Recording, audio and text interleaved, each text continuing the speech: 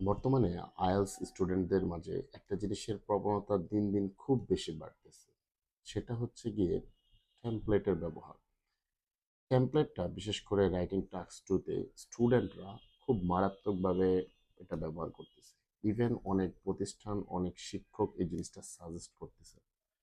তো যারা টেমপ্লেট ব্যবহার করেন বা যেসব শিক্ষক বা প্রতিষ্ঠান টেমপ্লেট সাজেস্ট করেন, আমি শুধু একটু বলতে চাচ্ছি যে আপনি যদি টেমপ্লেট ব্যবহার করেন, আপনি কখনো ভালো একটা স্কোর কোনোদিনও আশা করতে পারেন না। দেখেন, আইএলটিএস হচ্ছে একটা ল্যাঙ্গুয়েজ টেস্টিং সিস্টেম, যেখানে আপনার অ্যাবিলিটি তারা হচ্ছে জাজ করে। আপনি কি আসলে লিখতে পারেন? কতটা সুন্দরভাবে লিখতে পারেন?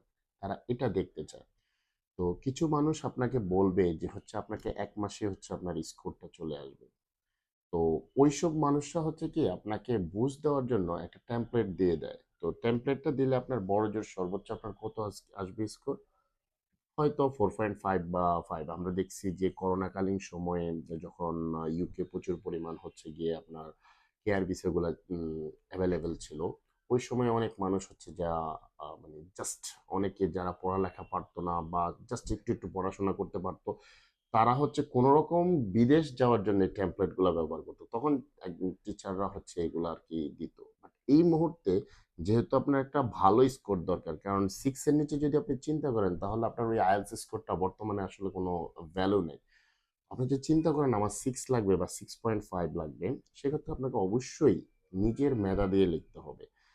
সবচেয়ে শকিং জিনিসটা হচ্ছে কি জানেন? আমরা যেহেতু এই লাইনে আছি, আমাদেরকে অনেক গার্ডিয়ান পর্যন্ত বলে যে, "আপনারা কি টেমপ্লেট দেন না? আপনারা কি স্টুডেন্ট তো টেমপ্লেট পাচ্ছে না।"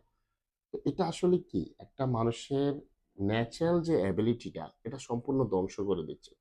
আর আইএলটিএস এমন একটা জিনিস যেটাকে আপনাকে কেউ ১ দিনে পাস করাতে পারবে না, ১৫ দিনে পাস করাতে পারবে না, ১ মাসে পাস করাতে পারবে না। কেউ যদি এমন কথা বলেও থাকে, তাহলে সে সম্পূর্ণ আপনার সাথে প্রতারণা করতেছে। আপনি এখন বুঝতেছেন না। আপনি যদি কারো কথায় পড়ে ১ মাসে আপনি হচ্ছে গিয়ে পাস করবেন, এমন কথায় পড়ে যদি আপনি কোথাও ভর্তি হন, ১ মাস পরে ঠিকই আপনাকে ওই প্রতিষ্ঠান পরীক্ষা দেওয়া হবে, কিন্তু আপনার কাঙ্ক্ষিত স্কোর আসবে না। মাঝখান দিয়ে আপনার ওই অ্যাডমিশনের ফিটা যাবে, প্লাস হচ্ছে গিয়ে আপনার রেজিস্ট্রেশন ফিটা যাবে। টোটাল আপনি ৳৫০,০০০ মতো একটা লস খাবেন। আর সবচেয়ে বড় কথা হচ্ছে গিয়ে লসটা তো খাবেন, আপনি সম্পূর্ণভাবে আইএলটিএস এর প্রতি ডিমোটিভেট হয়ে যাবেন। তো আপনি যদি ধীরে ধীরে একটা জিনিস প্রসেসটা আস্তে শুরু করেন, তাহলে আমি মনে করি আপনি কখনো হতাশ হবেন না। একটা অন্তত আপনার ৩-৪ মাস, ৩-৪ মাস, ৫ মাস আপনার আইএলটিএস এর পিছে স্পেন্ড করা উচিত। যাতে আপনি একটা ভালো স্কোর আনতে পারেন। আদারওয়াইজ আসলে ভালো স্কোর করা সম্ভব না। তো আমি বলব, স্পিকিং হোক এবং রাইটিং হোক, কখনোই আপনার উচিত না যে টেমপ্লেট ব্যবহার করা। কারণ টেমপ্লেট ব্যবহার করবেন না এবং নিজের ন্যাচারাল অ্যাবিলিটি থেকে আপনি লেখার ট্রাই করবেন। আশা করি বুঝতে পারছেন।